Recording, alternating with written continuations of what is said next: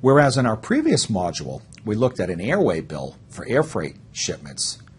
Here in Module 5, we're going to look at an ocean bill of lading.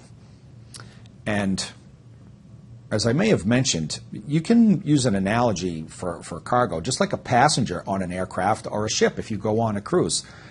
Every passenger on an aircraft, every passenger on a cruise line needs a ticket. An airway bill, or in this case an ocean bill of lading, is the ticket for the cargo in question. This is a fairly complex transaction where goods are actually moving. We're way down the documentation trail now. Negotiations have taken place, contracts have been signed, purchase orders have been placed between these parties, acknowledgments have been made, production schedules gone into play. These goods are moving.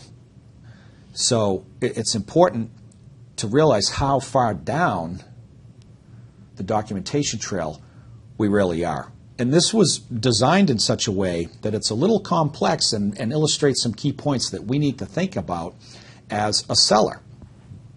So the seller in this case is in Atlanta, Georgia. This is who we are now. It's a company called U.S. Prefab Builders in Atlanta, Georgia. Our customer that we're shipping to, that we've been negotiating with probably for months, is in a place called Kalulo, Angola. It's Da Gama Construction Company with an address for a construction site. This is a little bit different. We're not necessarily delivering to a warehouse or to a factory. We're out on a construction site. So logistically, as it relates to this OBL, Ocean Bill of Lading, we need to be thinking about that and what are the implications for us as the seller. More on that in just one second. Just as every airway bill or truck bill of lading or rail bill of lading has a number, our OBL, Ocean Bill of Lading, has a number as well. Some additional information. Savannah, Georgia as a port of export, and Luanda, Angola as the port of entry, the first port of entry.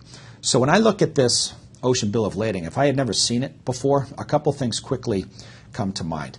Well, the shipper is in Atlanta. The ocean port of export is Savannah, Georgia. There's a distance between there that this merchandise has to be shipped to in a timely fashion, and there's going to be some inland freight charges associated with that beginning leg of our international journey, Atlanta to Savannah. The other point is Luanda is your first point of entry. If we don't already know where Kalulo is, we'd best find out, because there's going to be a distance from Luanda, the ocean port of entry, to wherever Kalulo is. There's going to be some operational responsibilities there. There's going to be some well-being of the cargo questions that need to be answered. So before we even get down into the body of this OBL, we're already asking ourselves some pretty good questions. Let's have a look at our Incoterm. CPT construction site, Lisbon, full address, Kalulo. Again, Incoterms mean specific things.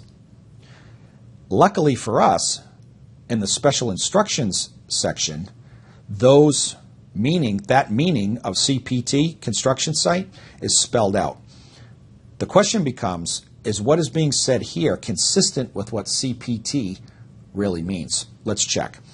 All freight charges to the construction site paid by U.S. prefab builders. So they're being explicit that all freight charges from here to here are for the account of prefab.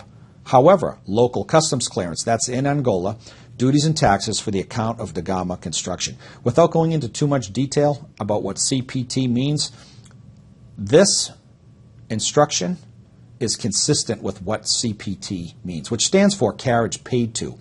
Carriage paid to where? Well, it says right here, to the construction site.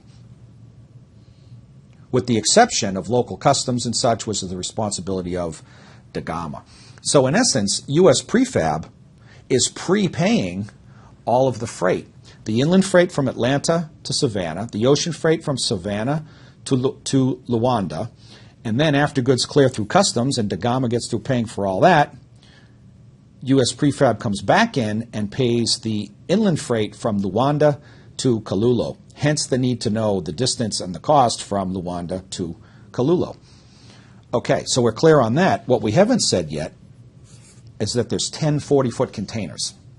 That's a lot. And if we as U.S. Prefab aren't aware of all the costs that we signed up for, we're going to have to pay those costs anyway and leave money on the table. And those expenses will deplete our margin on our sale of prefabricated single housing units. There are 10 containers here. So if it was $1,000 to ship a container from Atlanta to Savannah, the goods haven't even left the United States yet, and there's $10,000 out on the hook. Let's hope that we as U.S. Prefab were aware of that and built that into our sales price to the customer, DeGama. Same can be said for the ocean freight. Same can be said for the local delivery. Because we are the seller, we're going to assume and state that we did know about those costs and did bake it into our price to the customer. Consistent statement here, ocean charges as well as inland freight at destination are for the account of the seller. 35,000 pounds per FEU. That's a 40-foot equivalency unit, a 40-foot container, so that's consistent there. Here's our description, which needs to be consistent with the descriptions found on the other documents. This OBL is going to be in the company of a commercial invoice and a packing list. We need to be complete, consistent, and correct across those three documents. If we had a description here that was different than was on a commercial invoice, that's a big problem. And this whole shipment will get stuck in Angolan customs. Show our country of origin, USA, and for the last time, we'll say it again, ocean freight is prepaid to Luanda by U.S. Prefab. And that ocean freight, just the ocean freight, 50,000 USD. And we have a signature down below, and we complete this ocean bill of lading. So an OBL is almost always going to be created after the shipper, U.S. Prefab, does the commercial invoice and the packing list. So this is the document that needs to be complete, consistent, and correct across all of the documents. And it really should be a responsibility of the freight forwarder to not only double-check this document, which they will ultimately have prepared, but also for those 3 C's with the commercial docs that was prepared by U.S. Prefab. We'll talk more about the role of the freight forwarder when we get to our international logistics module. For now, we can move on.